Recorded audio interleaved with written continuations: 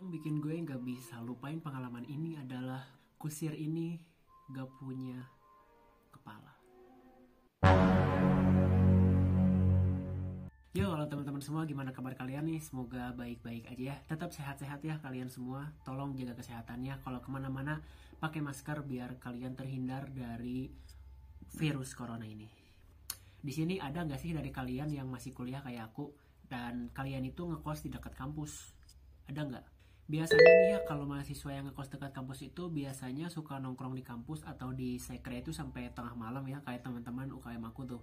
Mereka suka nongkrong dari pulang kampus sampai ke tengah malam, bahkan sampai ada yang nginep loh di kampus. Nah, di video kali ini ada salah satu mahasiswa yang kuliah di Jogja mau berbagi pengalaman horornya ke aku dan ke kalian. Langsung aja ke ceritanya ya. Oh iya, sebelum lanjut ke ceritanya, yang belum subrek atau subscribe, tolong di subscribe dulu ya. Support channel ini biar bisa berkembang dengan cepat, oke? Subrek dulu sebelum lanjut ke videonya. Nah, kalau udah pada subscribe, langsung aja ke videonya. Let's go. Halo Kak, kalau bisa nama gue jangan disebut ya. Di sini gue mau cerita soal pengalaman horor yang belum pernah gue alamin sebelumnya, bahkan gak bisa gue lupain sampai sekarang. Momen yang gak bakal gue lupain seumur hidup ini adalah momen yang gue alamin waktu kuliah di Jogja tahun 2018. Di daerah tempat gue ngekos ini, kalau malam-malam itu gak terlalu rame. Malam itu gue inget banget hari Rabu.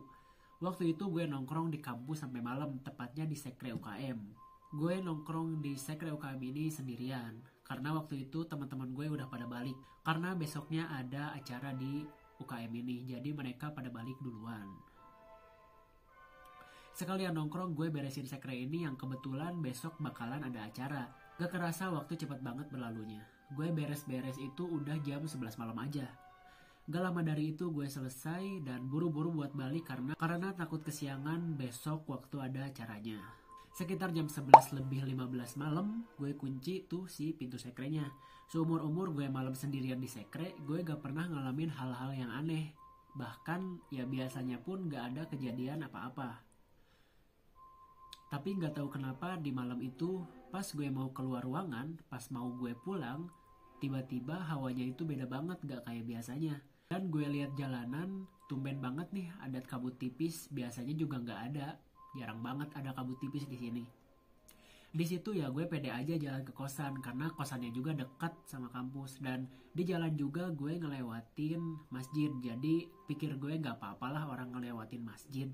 Di depan gang kosan itu ada tukang angkringan yang biasanya buka sampai jam 12 malam. Gue kenal akrab sama mbak-mbak yang jaganya. Di situ seperti biasa gue nyapa kayak biasanya aja. "Mbak, tumben belum beres-beres, udah mau jam 12 nih." Pas gue tanya kayak gitu, malah gak dijawab, seakan-akan dia gak denger apa yang aku omongin. Ya udahlah, di situ gue jalan lagi, mungkin dia lagi bad mood. Dasar cewek. Dan semakin gue jalan, perasaan gue makin gak enak, seakan-akan bakalan terjadi sesuatu. Dan bener aja, gak lama gue mikir gitu, tiba-tiba dari depan muncul cahaya kecil mirip lampu minyak atau biasa disebut dengan Petromax.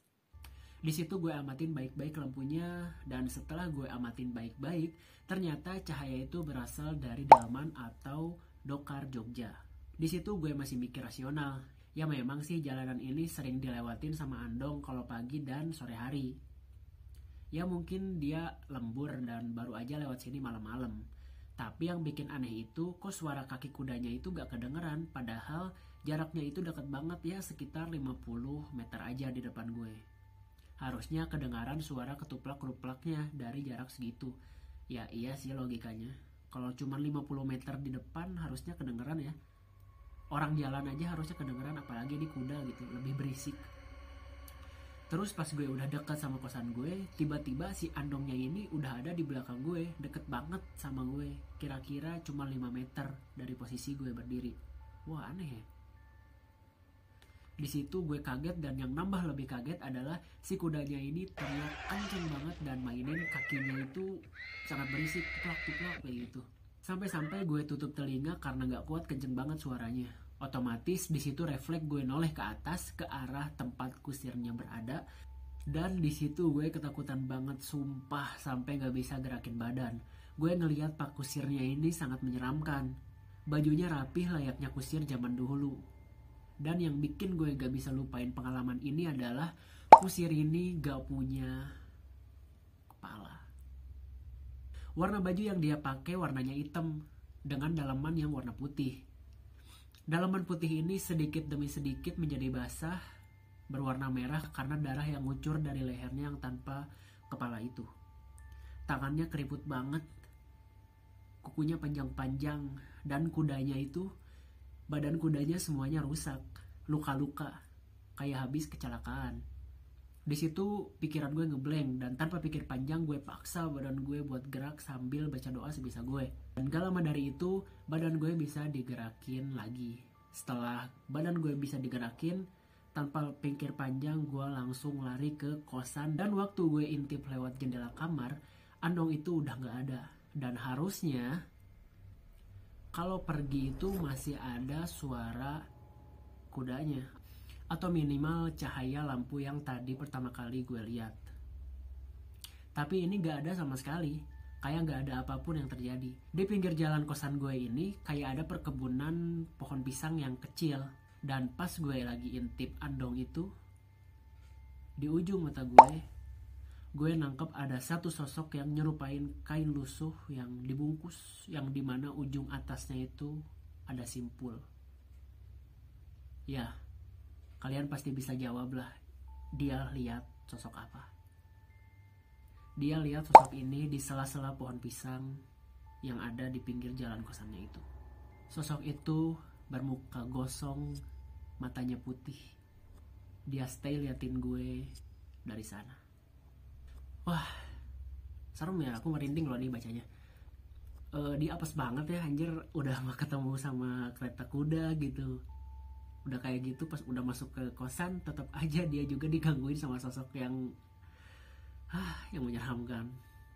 Coba aku pengen tahu kalian yang masih kuliah dan kalian ngekos di dekat kampus, kalian punya pengalaman apa sih kalau misalnya kalian itu pulang dari kampus malam-malam atau di kosan kalian tuh kalian pernah ngalamin sesuatu yang ganjil atau enggak? Aku pengen denger nih cerita dari kalian.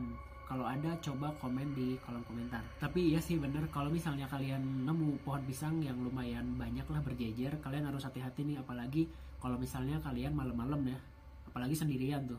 Kalian harus hati-hati banget karena konon katanya ya, pohon pisang ini dijadikan sebagai tempat berkumpul atau tempat stay-nya makhluk gaib, terutama white lady dan sosok yang tadi aku sebutin itu. Kalian pasti bisa jawab lah itu apa. Ya mungkin segitu aja lah video buat kali ini. Menurut kalian video ini atau cerita ini serem atau enggak? Coba komen di bawah.